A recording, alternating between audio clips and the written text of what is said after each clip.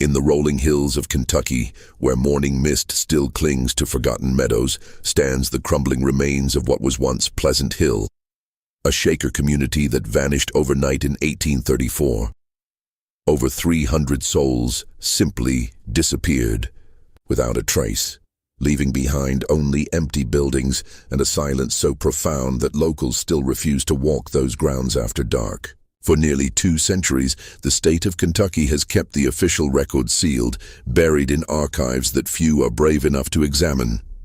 But recently uncovered testimonies from a visiting Ohio inspector reveal a truth so horrifying that it challenges everything we thought we knew about America's religious communities. What happened at Pleasant Hill wasn't just a tragedy. It was 27 years of systematic terror disguised as holy devotion. Before we uncover the dark truth that authorities tried so desperately to hide, I need to ask something of you. This channel isn't for everyone, only for those brave enough to face the darkest corners of American history. If you're one of the select few who seeks these hidden truths, hit that subscribe button and let me know in the comments what state you're listening from. Now let's step back in time to discover how a family's greed transformed a sacred community into something far more sinister. What began in 1807 as a beacon of spiritual purity would become one of Kentucky's most carefully concealed secrets, orchestrated by a family whose corruption ran deeper than anyone could imagine. The year was 1807, and the Second Great Awakening was sweeping across Kentucky like wildfire. In this atmosphere of religious fervor, Pleasant Hill emerged as a sanctuary for those seeking to live according to Shaker principles: celibacy, communal property, and separation from the world's corruption. The community, nestled in the fertile bluegrass region near Harrodsburg, attracted hundreds of converts who willingly surrendered their earthly possessions for the promise of spiritual perfection. At the heart of this seemingly devout community stood the Richardson family, whose influence permeated every aspect of daily life. Elder Samuel Richardson, a tall man with piercing gray eyes and a voice that could command any congregation, had arrived from Ohio claiming direct ordination from Mother Ann Lee's original disciples. His carefully maintained appearance, always dressed in simple but immaculate Shaker garb, and his encyclopedic knowledge of Shaker theology convinced even skeptical visitors of his authenticity. His wife, Sister Martha Richardson, had publicly renounced their marriage to maintain Shaker celibacy while secretly continuing their relationship in the privacy of Samuel's expanded quarters. Martha possessed an almost supernatural ability to read people's motivations and fears, a skill she used to devastating effect in managing the community's complex social dynamics. Her soft-spoken manner and gentle smile masked a calculating intelligence that rivals found both intimidating and irresistible. Their family network extended throughout the community like the roots of an ancient oak. Their eldest son, Brother Ezekiel Richardson, a broad-shouldered man with his father's commanding presence, managed the community's extensive agricultural operations. He had transformed Pleasant Hill's farming from subsistence agriculture into a commercial enterprise that supplied produce markets throughout the Ohio River Valley. His younger brother, Brother Caleb Richardson, served as the community's unofficial security chief, monitoring members' private conversations and correspondence with an efficiency that would have impressed any modern intelligence operation. Sister Rebecca Richardson, Samuel and Martha's eldest daughter, oversaw the women's dormitories and new convert orientation. At 28, she had never married and channeled what observers described as fierce maternal instincts into managing the female members of the community. Her ability to break down psychological defenses and rebuild personalities according to Richardson family specifications was legendary among those who survived her spiritual counseling sessions. The youngest Richardson daughter, Sister Patience, maintained the community's official records and correspondence. Despite being only 24, she possessed a gift for forgery that allowed her to craft convincing letters in any handwriting style after studying a person's writing for just a few days. Her meticulous record-keeping created the documentary facade that protected the family's operations from outside scrutiny. Samuel's brother Jeremiah Richardson, controlled the community's profitable furniture workshops.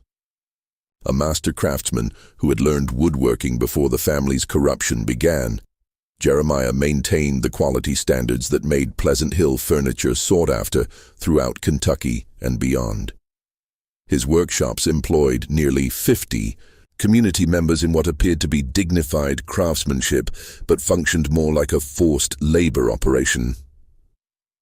Brother Isaiah Richardson, Samuel's cousin, managed their lucrative seed business that supplied farms across 3 states. Isaiah's monthly travels to distant customers provided perfect cover for activities that would have horrified his business partners. His gentle demeanor and obvious expertise in agricultural matters made him welcome at farms from Ohio to Tennessee, where his true purposes remained carefully hidden. Martha's sister, Sister Hannah Collins, supervised the community's kitchens and food distribution. Her control over nutrition allowed the family to reward compliance and punish dissent in ways that appeared natural to outside observers. Hannah had studied the effects of various herbs and substances, knowledge she applied with scientific precision to manage the community's psychological and physical health. Even the extended family played crucial roles. Samuel's elderly mother, Mother Sarah Richardson, served as a living symbol of the community's supposed spiritual authenticity. Her presence lent credibility to Samuel's claims of long-standing Shaker connections, while her apparent frailty made her an unlikely suspect in any wrongdoing. In reality, Mother Sarah was the family's strategic mastermind, whose decades of experience in manipulation guided their long-term planning. Brother Nathan Richardson, Samuel's youngest brother, managed the community's external relationships with local authorities and neighboring communities. His charm and apparent sincerity had convinced Sheriff William Morrison of Mercer County that Pleasant Hill was a model religious community deserving protection and support. Nathan's regular donations to local churches and civic organizations purchased goodwill that proved invaluable when questions arose about the community's activities. The community's reputation spread throughout Kentucky and beyond. Visitors marveled at the pristine buildings constructed with materials purchased through the community's legitimate business profits. The perfectly ordered gardens, maintained by members who worked from dawn to dusk, produced vegetables and herbs that supplied both the community's needs and commercial markets. The apparent contentment of the nearly 400 members impressed even skeptical observers who saw no obvious signs of coercion or abuse. What outsiders couldn't perceive was the intricate web of surveillance and control the Richardson family had woven throughout Pleasant Hill. Every aspect of community life flowed through family members who reported directly to Samuel and Martha during their nightly strategy sessions. No decision, no matter how trivial, occurred without Richardson approval. No member could leave the grounds without a Richardson family escort, and even brief trips to nearby Harrodsburg required detailed justification and careful supervision. The family had created what modern psychologists would recognize as a perfect totalitarian environment. Information flowed only downward from the leadership, while surveillance ensured that any dissent was quickly identified and addressed. The community's isolation, both geographical and psychological, made resistance seem not just futile, but unthinkable to most members. New converts underwent a carefully designed indoctrination process that stripped away their previous identities and rebuilt their personalities according to Richardson's specifications. This process, supervised primarily by Rebecca and Martha Richardson, typically took 6 months to complete. By its conclusion, new members had been psychologically transformed into compliant followers who viewed questioning the family's authority as tantamount to questioning God himself. The community's daily routine reinforced this control at every turn. Members rose at 4:30 each morning to the sound of Brother Caleb's bell, ate breakfast prepared under Hannah Collins's supervision, and spent their days at assigned tasks that had been carefully designed to prevent private conversations or independent thinking. Evening worship services, led by Samuel Richardson with various family members playing supporting roles, combined genuine spiritual elements with subtle psychological manipulation that reinforced dependency and discouraged critical thinking. The first crack in Pleasant Hill's perfect facade appeared on a frigid February morning in 1812, when Brother Thomas Whitman, a successful merchant who had donated his entire estate to the community 5 years earlier, began asking uncomfortable questions about the community's finances during a public meeting. Brother Thomas had arrived at Pleasant Hill in 1807 as one of the community's earliest and most generous converts. A widower in his 50s whose children had died in a cholera outbreak, he had found comfort in the Shaker promise of spiritual family and eternal purpose. His donation of a thriving dry goods business and substantial property holdings had provided much of the capital that allowed the Richardson family to establish their operations on such a grand scale. For 5 years, Thomas had been the model community member. He worked tirelessly in Brother Ezekiel's agricultural operations, served as a mentor to younger converts, and never questioned the leadership's decisions. His transformation from successful businessman to humble Shaker brother impressed visitors and reinforced the community's reputation for spiritual authenticity. But Thomas's business background made him uniquely qualified to notice discrepancies that escaped other members' attention. His trained eye for financial details, combined with his access to certain operational records through his agricultural work, gradually revealed inconsistencies that troubled his conscience. The seed business profits reported by Brother Isaiah didn't match the amounts Thomas had observed during his visits to customer farms. The furniture workshop revenues seemed impossibly high given the number of pieces he saw being produced. Most puzzling of all, the community's membership numbers didn't align with the consumption records he maintained for feed and supplies. Brothers and sisters, Thomas stood during the monthly community meeting, his weathered hands holding several pages of carefully calculated figures. I've been praying about some concerns that weigh heavy on my heart. Our blessed community has prospered beyond measure, yet I see contradictions in our records that trouble my soul. The silence that followed was deafening. Around the packed meeting hall, Richardson family members exchanged glances that lasted mere seconds, but communicated volumes.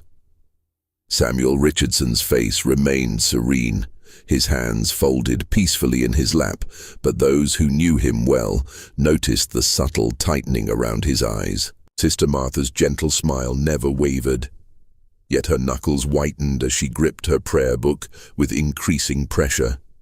The seed business, Thomas continued, his voice gaining strength as he warmed to his topic. Brother Isaiah reported profits of $800 from Ohio customers last quarter. But when I delivered supplies to those same farms, I calculated sales that should have generated nearly $1,200. Where has this missing money gone? Brother Caleb Richardson rose from his seat near the door, ostensibly to check the room's temperature, but his movement positioned him between Thomas and the exit.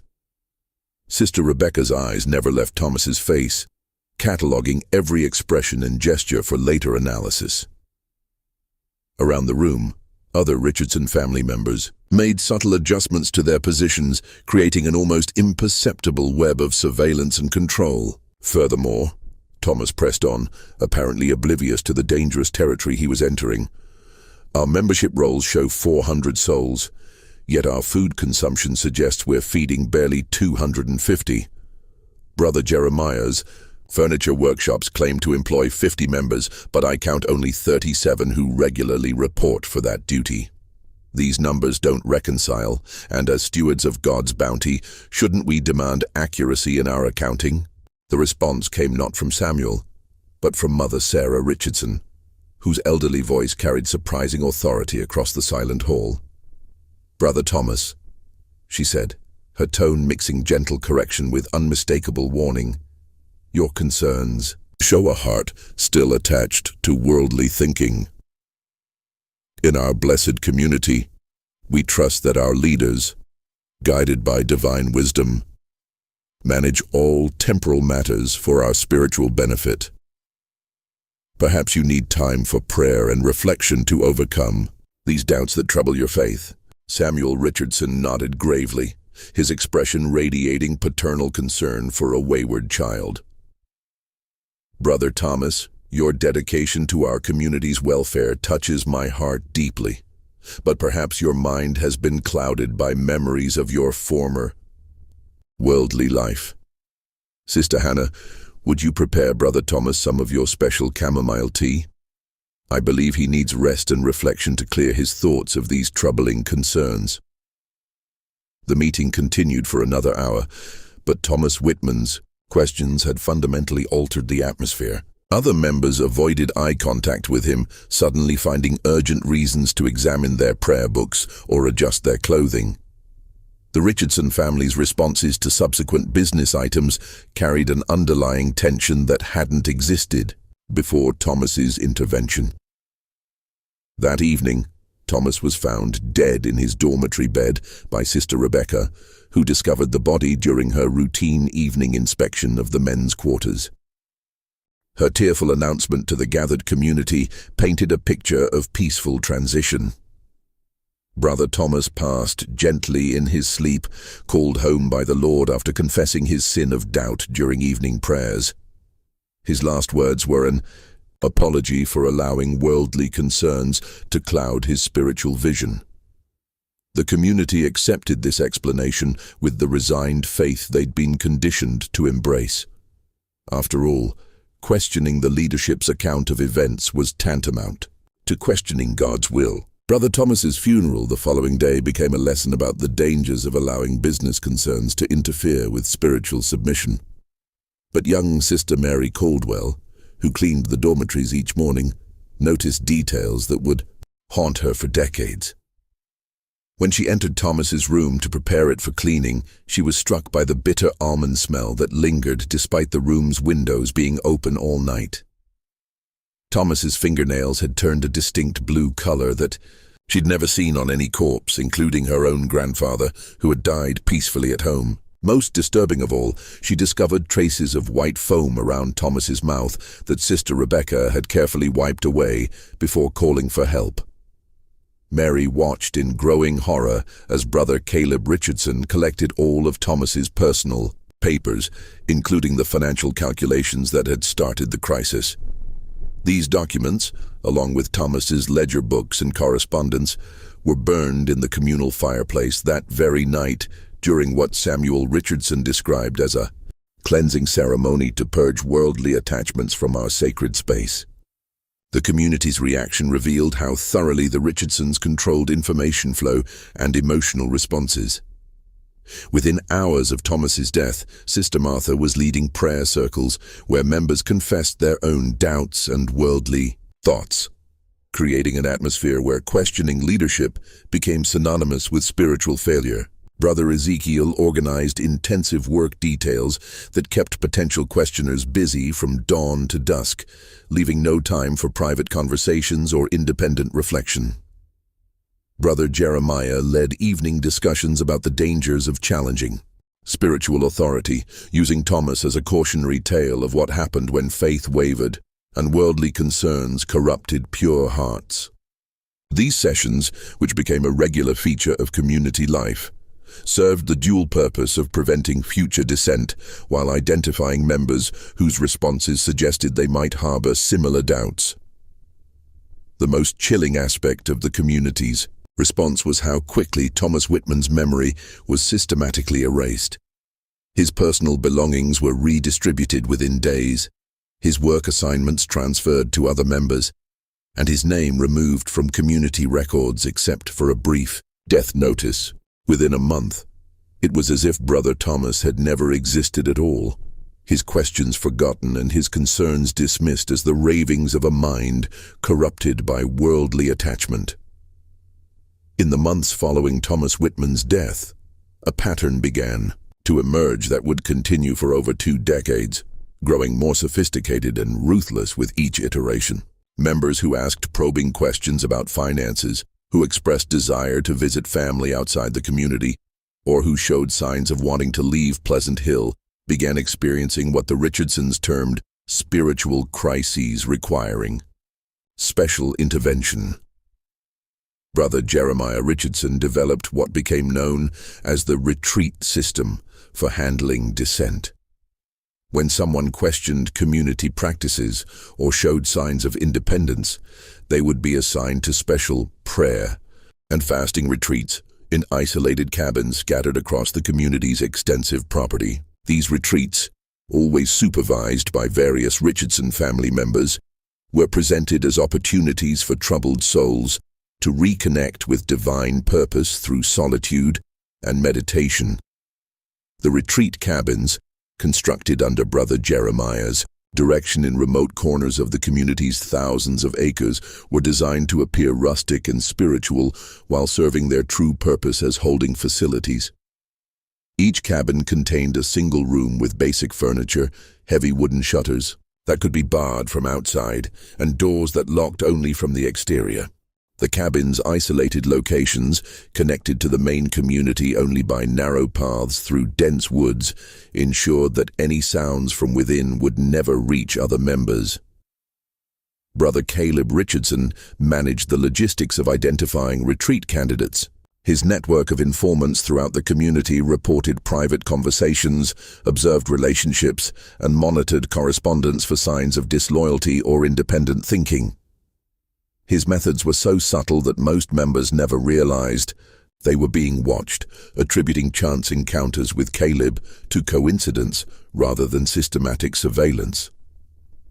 The selection process for retreats followed carefully developed criteria. Recent converts who asked too many questions about absent family members were prime candidates, as were longer-term members who showed signs of developing leadership potential that might threaten Richardson authority. Members who demonstrated excessive attachment to possessions they had donated, who expressed homesickness during community meetings, or who formed close friendships that might enable organized resistance, also found themselves selected for spiritual intervention.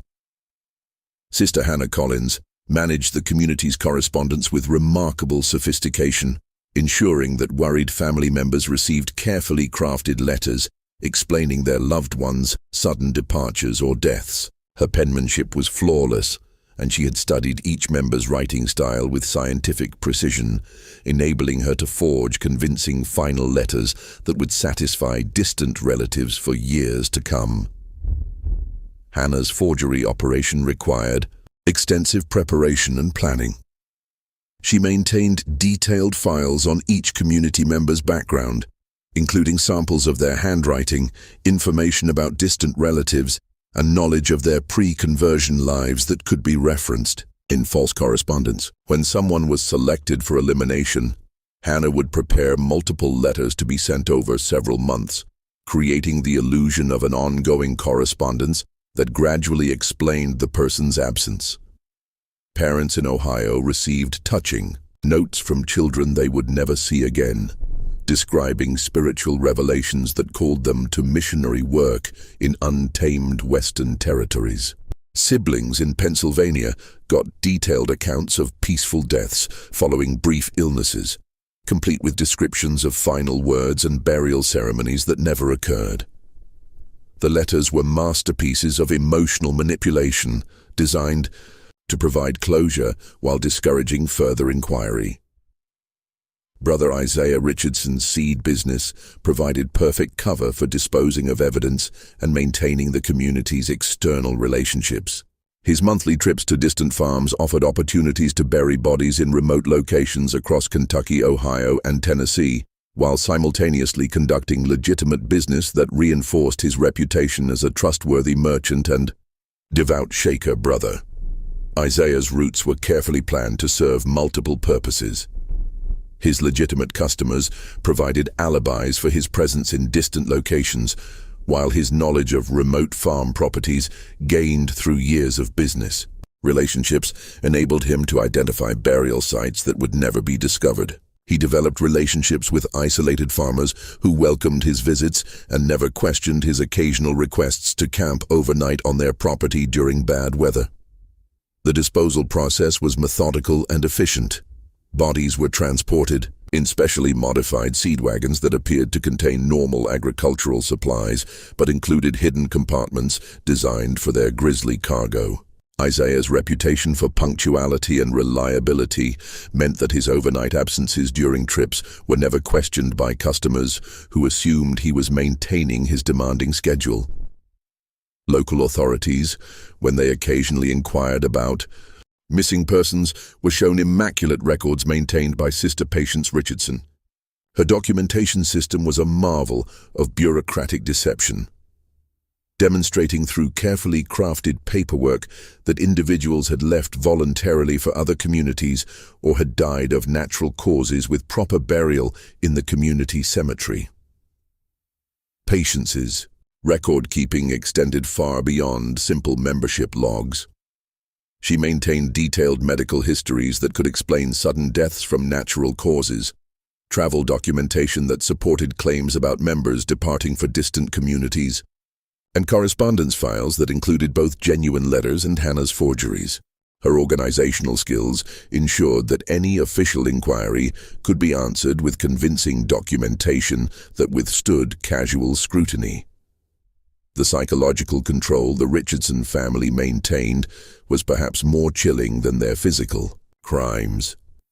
They had created a closed system where questioning authority was equated with spiritual failure, where blind obedience was the highest virtue, and where members policed each other's thoughts and behaviors. The remaining community members weren't just victims.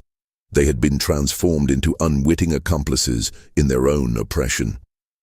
The community's population remained steady at around 400 members, despite the constant stream of new converts arriving monthly and the mysterious disappearances that occurred with increasing frequency. This stability was maintained through what Brother Caleb privately called natural selection, the systematic removal of anyone who posed a threat to family control, balanced by aggressive recruitment of new converts whose property donations financed the operation's expansion. New arrivals were carefully screened by the Richardson women, who had developed sophisticated methods for identifying potential troublemakers before they could influence other members. Sister Rebecca's intake interviews, conducted under the guise of spiritual counseling, actually served to assess each convert's psychological profile, family connections, and potential value to the community. Those deemed dangerous were marked for early elimination, while valuable converts underwent intensive indoctrination designed to strip away their previous identities.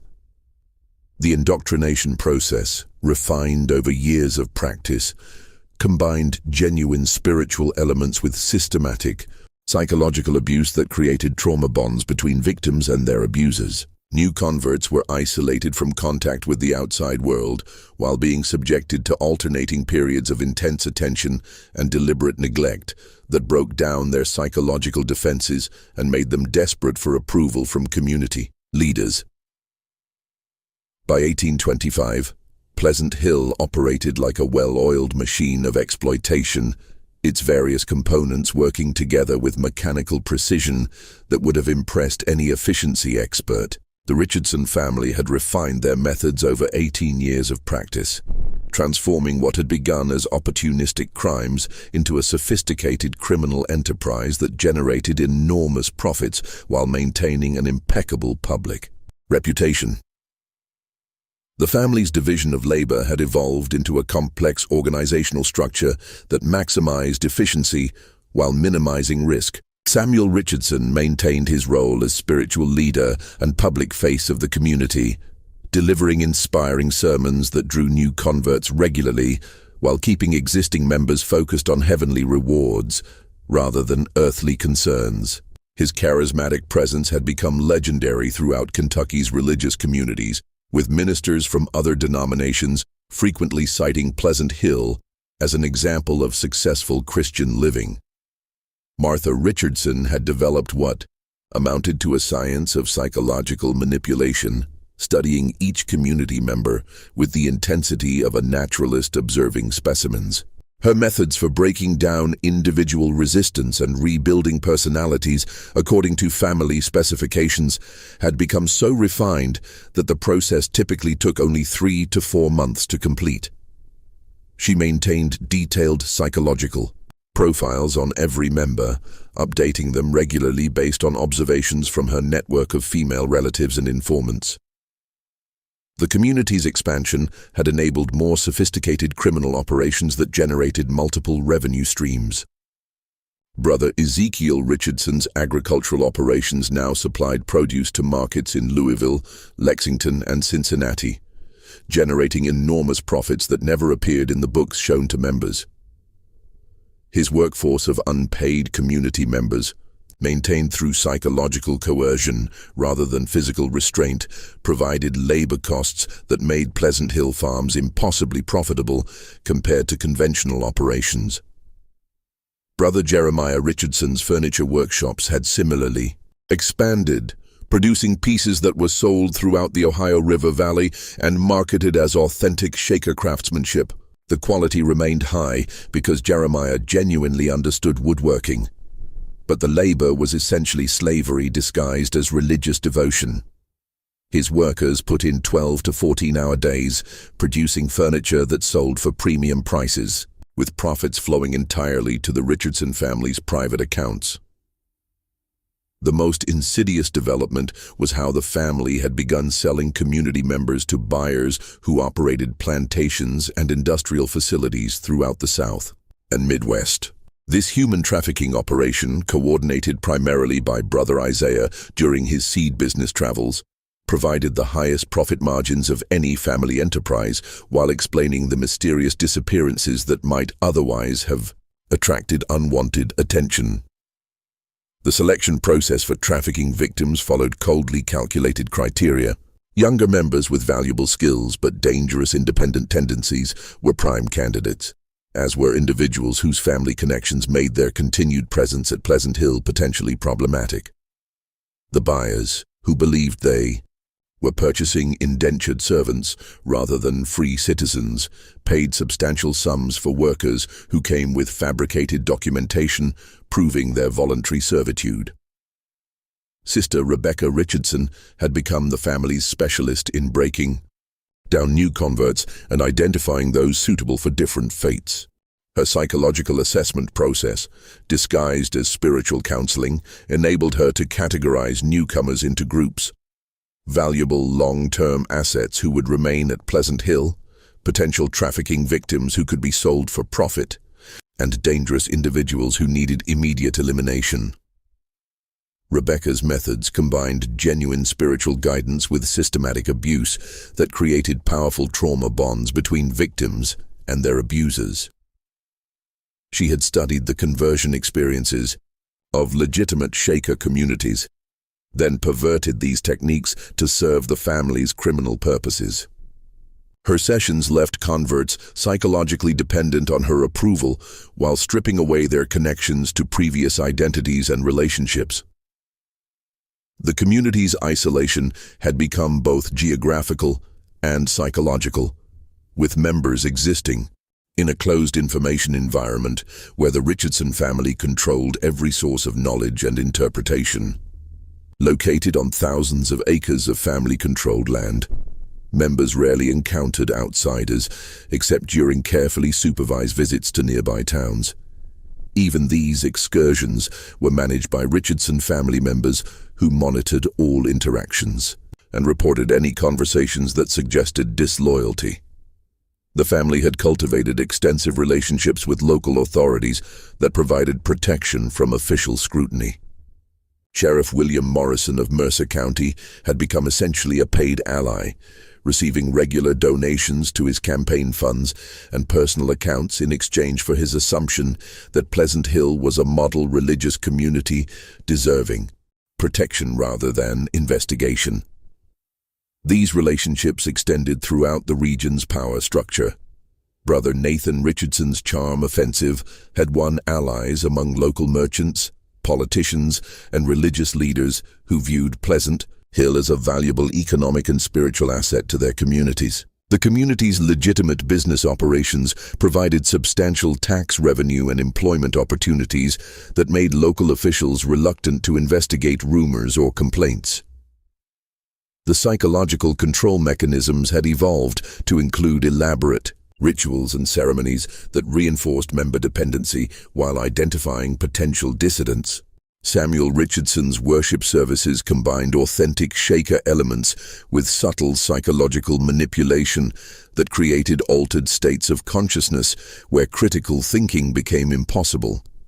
These services often lasted for hours, leaving participants emotionally drained and psychologically vulnerable to suggestion. Evening confession sessions, led by various Richardson family members, served multiple purposes beyond spiritual guidance. They provided opportunities to identify members harboring doubts or resentments, created public pressure for conformity through shame and guilt, and enabled the family to gather intelligence about private conversations and relationships that might threaten their control. The confession process had become increasingly elaborate, with different family members specializing in extracting specific types of information. Sister Rebecca focused on relationships and emotional attachments that might enable resistance, while Brother Caleb concentrated on practical concerns like escape plans or contact with outside authorities. Sister Hannah monitored confessions for information about family members outside the community who might become problematic if they began asking questions. Mother Sarah Richardson, despite her apparent frailty, had emerged as the family's strategic mastermind whose decades of experience in manipulation guided their long-term planning. Her ability to appear harmless while orchestrating complex criminal operations had become legendary among family members, who referred to her privately as the General in recognition of her tactical brilliance. Sarah's influence extended to every aspect of the operation, from the selection of new territories for expansion to the development of new techniques for psychological control.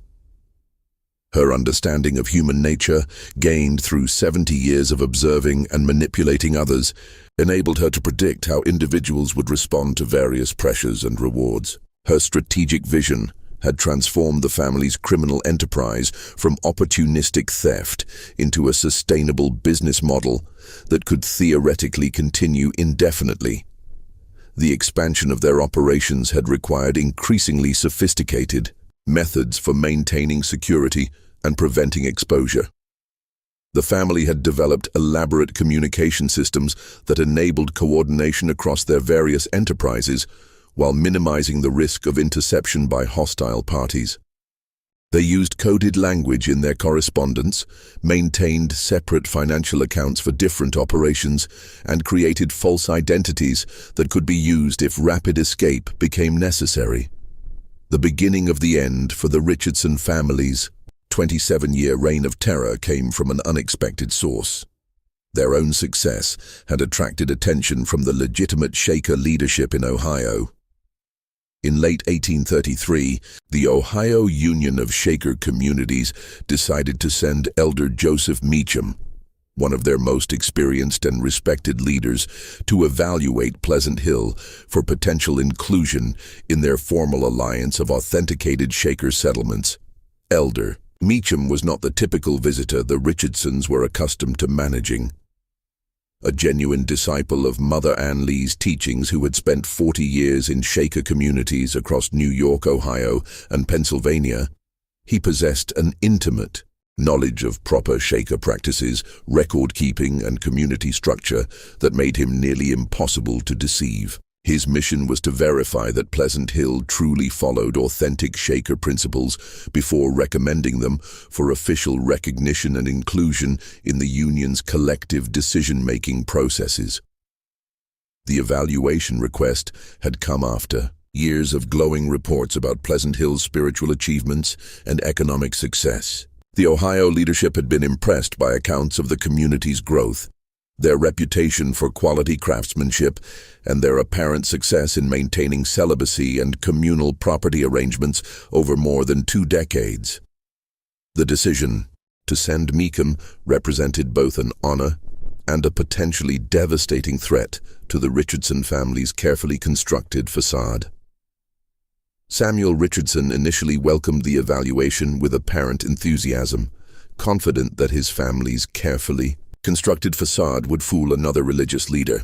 After all, they had successfully deceived hundreds of visitors over the years, including ministers from other denominations who had left Pleasant Hill convinced of its spiritual authenticity. The family's experience in managing inspections had given them confidence that they could control the process and manipulate Meecham's conclusions.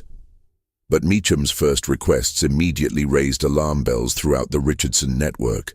Unlike previous visitors who were content with guided tours and carefully staged demonstrations of community life, Meekum wanted to examine financial records going back to the community's founding in 1807. He insisted on speaking privately with randomly selected members, without Richardson family supervision or preparation. Most troubling of all, he brought his own accounting ledgers and expected to reconcile Pleasant Hill's reported membership numbers with their consumption records, work output, and correspondence logs. The scope of Meecham's investigation became clear during his first meeting with Samuel Richardson, conducted in the community's main meeting hall before an audience of senior members. "Brother Samuel," Meecham said in his quiet but authoritative voice, "the Ohio Union has developed standardized procedures for evaluating potential member communities. We'll need to review your membership rolls, financial records, correspondence files, and burial registers for the past 5 years. We'll also need to conduct private interviews with at least 50 members selected through random drawing." Samuel's response revealed the first crack in his usually perfect composure. "Elder Meecham, we're honored by your visit and eager to demonstrate our commitment to Mother Ann's teachings. However, our record-keeping follows Kentucky practices that may differ from Ohio standards.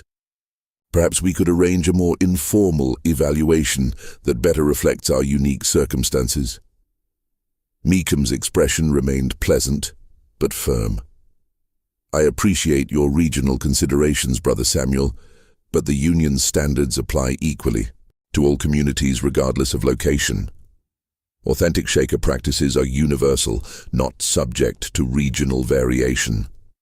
We'll begin with the membership rolls and burial registers tomorrow morning." That evening, the Richardson family held an emergency meeting in Samuel's private quarters, their voices hushed, but their panic evident to anyone who might have been listening. Mother Sarah Richardson, despite her apparent frailty, took charge of the strategy session with the authority of someone accustomed to managing crises. "This man knows things we can't fake," she whispered urgently. "He's asking for documentation we can't provide without exposing everything. We need to delay, deflect, and if necessary, eliminate the threat before he completes his investigation." Brother Isaiah Richardson was the first to articulate the scope of their vulnerability. "He's asking for records going back 5 years, but our problems go back much further. The membership numbers alone will expose us. Our books show 400 members, but we've got maybe 250 actually living here. The burial registers are even worse. We've got graves for people who supposedly left for other communities." Sister Hannah Collins added another terrifying dimension to their predicament. "He's already identified inconsistencies in the correspondence I've been maintaining with other communities. He knows Shaker writing conventions I never learned. And he's asking questions about Mother Ann Lee's teachings that our people can't answer because they were never properly instructed." The family's initial attempts to delay and deflect Meecham's investigation only intensified his suspicions and strengthened his resolve to uncover the truth. When they claimed certain records were stored in a building that had been damaged by recent storms, he pointed out that none of the buildings showed signs of weather damage. When they suggested interviewing specific members who could vouch for community practices, He insisted on selecting interview subjects himself through random drawing from a complete membership list. Brother Caleb Richardson's surveillance network, so effective at monitoring community members, proved useless against an investigator who understood the importance of maintaining operational security. Meekum varied his routines, conducted interviews in different locations, and seemed to possess an intuitive awareness of when he was being watched. His questions during member interviews revealed a depth of knowledge about authentic Shaker practices that made it impossible to maintain their deceptions. Most dangerously, some of the community's surviving members began responding to Meecham's genuine spiritual presence in ways that terrified the Richardson family. Sister Mary Caldwell, who had witnessed Brother Thomas Whitman's suspicious death over 20 years earlier, found herself drawn to Meecham's obvious authenticity and began sharing her long-suppressed observations about members who had mysteriously disappeared. The psychological effect of Meecham's presence on community members was profound and immediate. For the first time in decades, they encountered someone whose spiritual authority didn't depend on fear, manipulation, or psychological abuse. His gentle questions about their experiences, his obvious knowledge of authentic Shaker practices, and his genuine concern for their spiritual welfare created an atmosphere where long-buried doubts and memories began to surface. Brother Jeremiah Richardson, whose furniture workshops provided crucial income for the family's operations, found his workers becoming increasingly unproductive as they spent time talking with Meekum about traditional Shaker craftsmanship techniques they had never been taught. The conversations revealed gaps in their knowledge that made it obvious they weren't receiving proper instruction in authentic Shaker methods. Sister Rebecca Richardson's carefully controlled dormitory system began breaking down as female members started asking questions about Shaker practices they'd never heard of before Meecham's arrival. Her authority, so absolute for so many years, suddenly seemed questionable when compared to the obvious authenticity of their visitors' spiritual knowledge and gentle demeanor. The investigation took a decisive turn when Meecam requested access to the community cemetery for a private memorial service honoring departed members. The Richardson family couldn't refuse such a reasonable request without appearing suspicious, but they also couldn't allow him to examine the burial grounds too closely without risking exposure of their crimes. Brother Caleb volunteered to escort Meecham to the cemetery, hoping to control what he observed and limit his time among the graves. But Meecham's trained eye immediately noticed inconsistencies that had escaped casual observers for decades.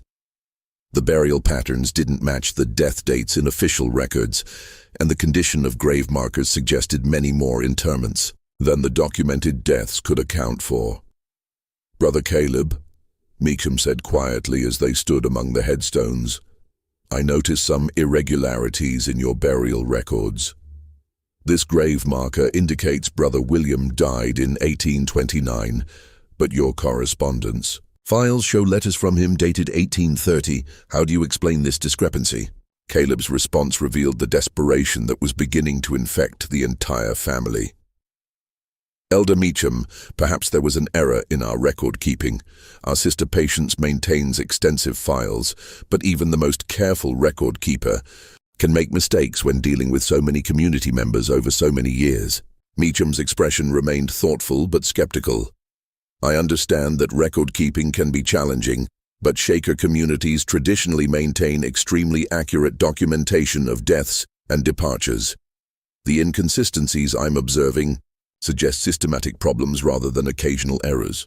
That night, Meecam made a discovery that would expose the full scope of the Richardson family's crimes and bring their 27-year reign of terror to an end.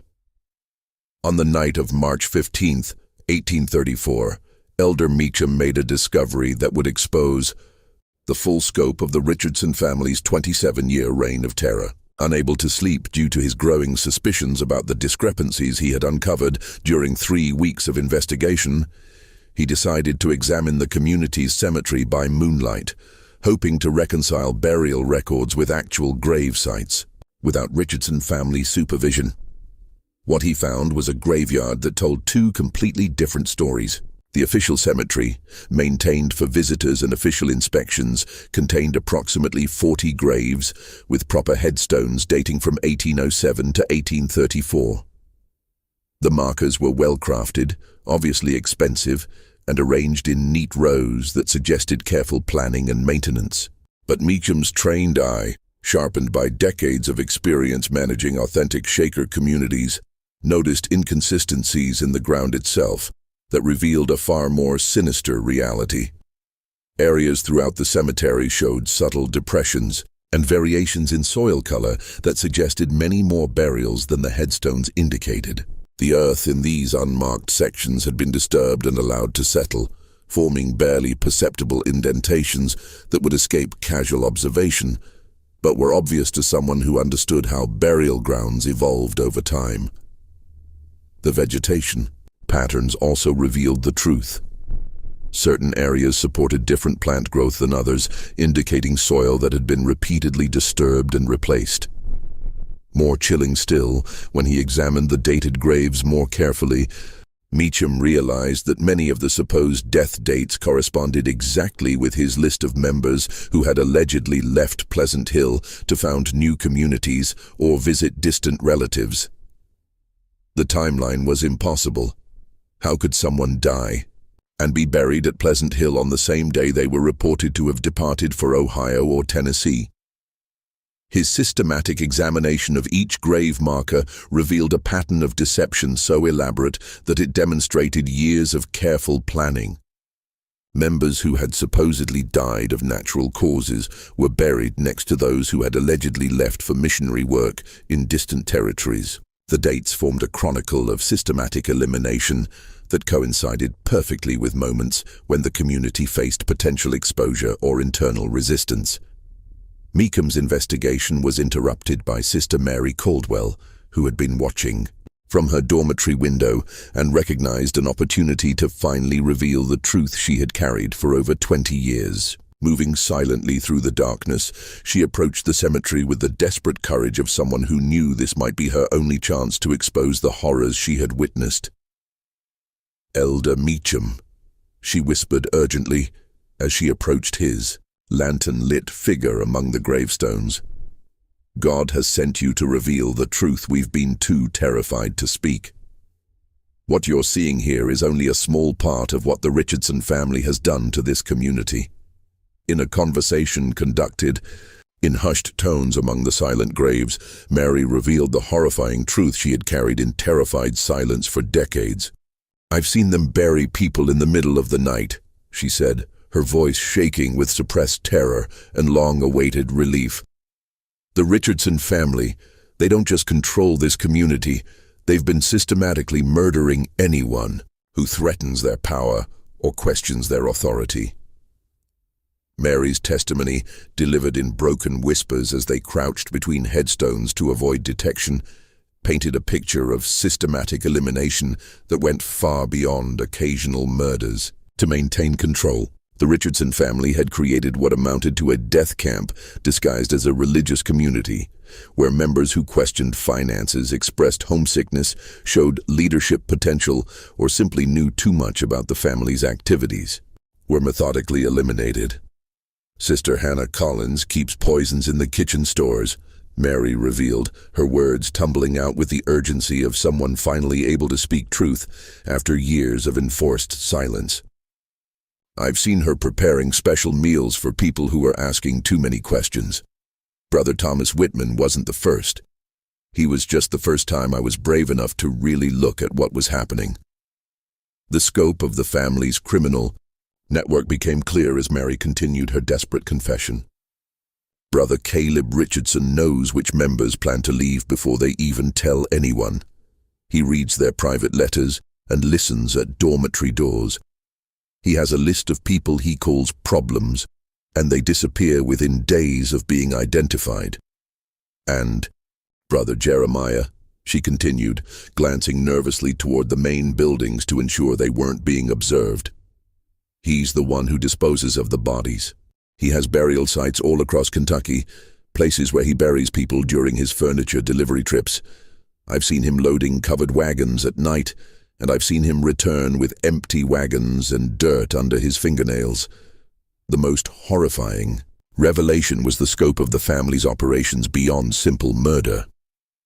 Mary described a human trafficking network that sold the community's younger, healthier members to plantation owners and industrial operations as indentured servants. "They don't kill everyone," she explained. "The young ones, the strong ones, they sell them. Brother Isaiah's seed business is just a cover. He's actually delivering people to buyers throughout the South." Elder Meacham realized that Pleasant Hill wasn't a corrupted Shaker community. It was a criminal enterprise that had never been legitimately Shaker at all. Mary's knowledge of the community's early history revealed that the Richardson family had likely murdered the original Shaker leaders who established the settlement, then assumed their identities to inherit a ready-made community of trusting, obedient followers. "The real Elder Samuel died in 1808, Mary whispered, "just 1 year after the community was founded. I was just a girl then, but I remember him being different, gentler, more concerned with our spiritual welfare than with profits and control. The man who calls himself Samuel Richardson now is someone else entirely." The implications of Mary's revelations hit Meacham with devastating force. Not only had the Richardson family been committing mass murder for over 25 years, but they had done so while systematically destroying the authentic Shaker community that had originally been established at Pleasant Hill. They had perverted genuine spiritual seeking into a tool for exploitation and murder, using people's deepest religious longings as weapons against them. As dawn approached, Meacham faced a terrible choice that would determine the fate of the nearly 250 community members who remained alive.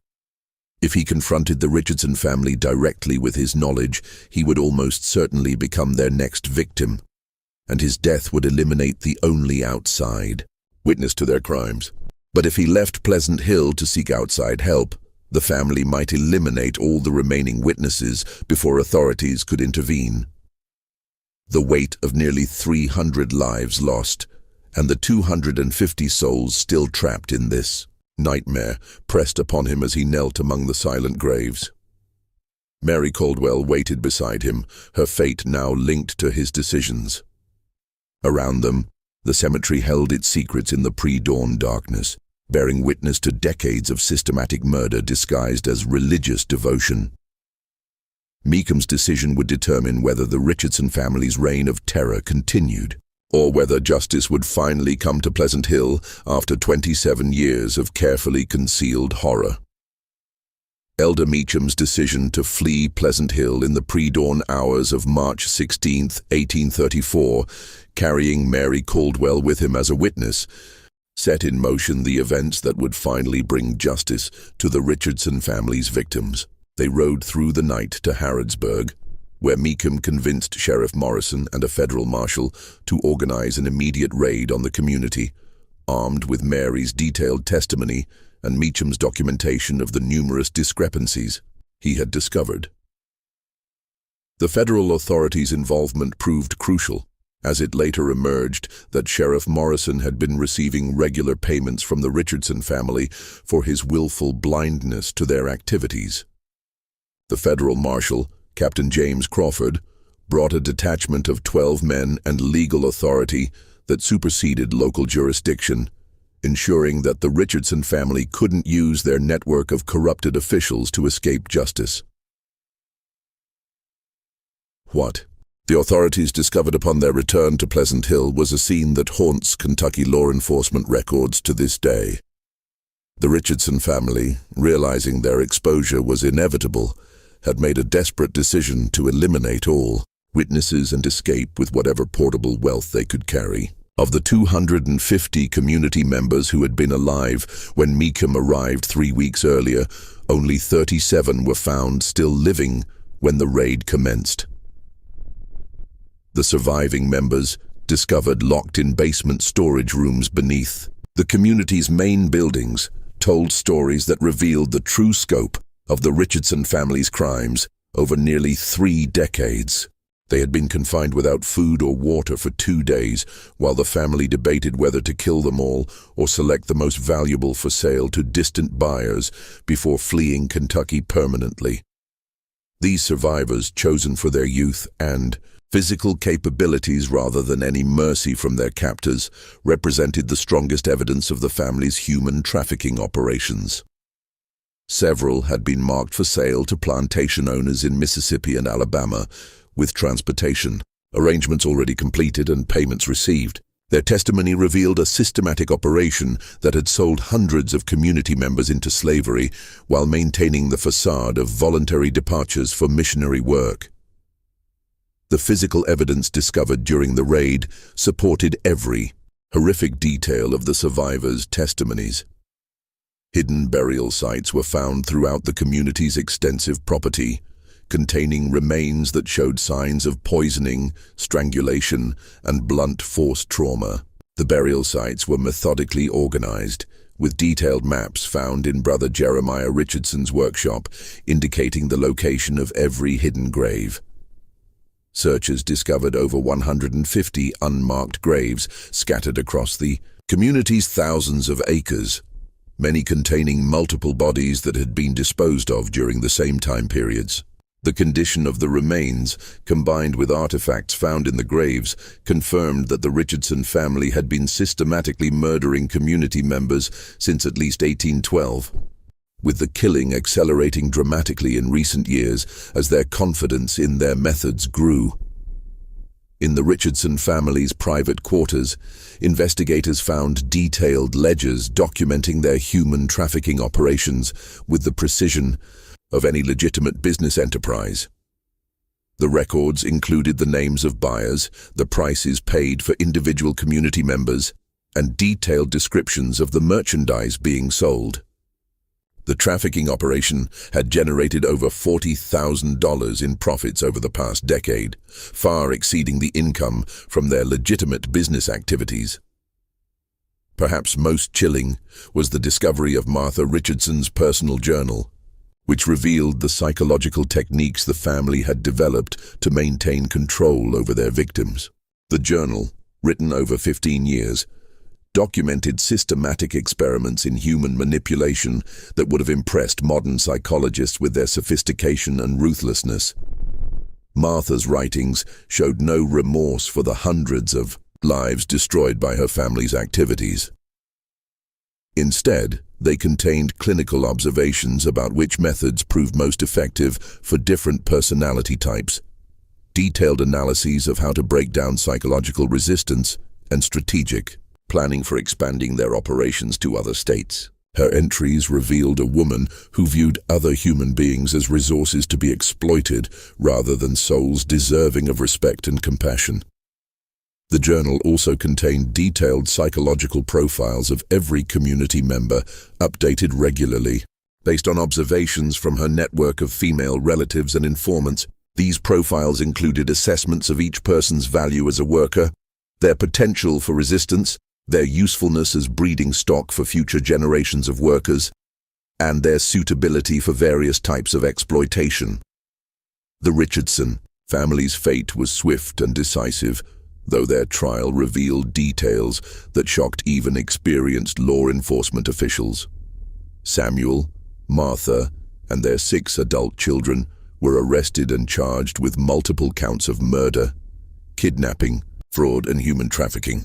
The trial, conducted in Frankfurt throughout the summer of 1834, drew national attention as newspapers across the country covered the unprecedented scope of their crimes.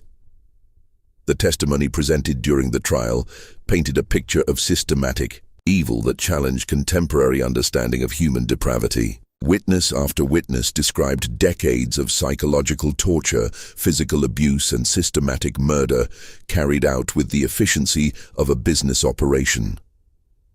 The evidence was so overwhelming that the jury required only 2 hours to return guilty verdicts on all charges. All 7 Richardson family members were convicted and sentenced to death, with executions carried out in October 1834, before crowds that included many former community members who had escaped or been sold into slavery years earlier. The executions provided a sense of justice for the victims, but they couldn't restore the lives that had been stolen or heal the trauma that would affect survivors for the rest of their lives. The 37 survivors faced the overwhelming challenge of rebuilding their lives after decades of psychological and physical abuse that had stripped away their identities and connections to the outside world. Many struggled with what we would now recognize as severe post-traumatic stress disorder, unable to trust religious communities, authority figures, or even their own judgment about other people's motivations. Several survivors never recovered from their experiences at Pleasant Hill. The systematic psychological abuse they had endured left them unable to function independently in normal society. They spent their remaining years in state institutions, haunted by memories of the horrors they had witnessed and the friends they had lost to the Richardson family's systematic brutality. Others found the strength to rebuild their lives with the help of genuine religious communities that provided psychological support and practical assistance. The Ohio Union of Shaker Communities, led by Elder Meacham, established a special fund to help Pleasant Hill survivors transition to normal life, providing financial support, job training, and counseling services that helped many eventually achieve some measure of peace and stability. The state of Kentucky quietly sealed most of the Pleasant Hill investigation records, concerned that publicizing the full details would damage the region's reputation and discourage religious settlement throughout the Bluegrass region. The community's buildings were eventually demolished under state supervision, and the land was sold to private farmers who were told only that the previous religious community had disbanded following financial difficulties. The secrecy surrounding the case meant that many details never became public knowledge, allowing rumors and speculation to replace factual accounts of what had actually occurred at Pleasant Hill. This deliberate obscurity served the state's interests in preventing copycat crimes and protecting Kentucky's reputation, but it also meant that the victims' stories were never fully told and their suffering never adequately acknowledged. Modern historians who have gained access to the sealed records estimate that the Richardson family murdered or sold into slavery over 400 people during their 27-year operation. The actual number may be even higher, as their record-keeping focused on profits rather than comprehensive documentation of their crimes, and many victims may have been eliminated without any record of their existence at Pleasant Hill. This mystery shows us how easily religious faith can be weaponized by those who understand the psychology of control and manipulation. The Richardson family succeeded for nearly 3 decades because they exploited people's deepest spiritual longings, transforming the desire for divine connection into a tool of oppression and murder. Their success depended on the isolation they created around their victims, cutting them off from outside support and making resistance seem impossible rather than merely difficult. The Pleasant Hill tragedy reminds us that evil often disguises itself as virtue, using the language of spirituality and community to mask the most brutal exploitation. The Richardson family's ability to maintain their facade for so many years demonstrates the importance of maintaining connections between religious communities and the broader society, ensuring that isolation never becomes so complete that abuse can flourish undetected. What do you think of this story? Do you believe everything was revealed, or might there be even darker secrets buried in Kentucky's sealed archives? The state's decision to keep most records classified suggests that the full scope of the Richardson family's crimes may never be completely understood. Leave your comment below and share your theories about what other horrors might still be hidden in those forbidden files. If you enjoyed this tale and want more horror stories like this, subscribe, hit the notification bell, and share with someone who loves mysteries. See you in the next video.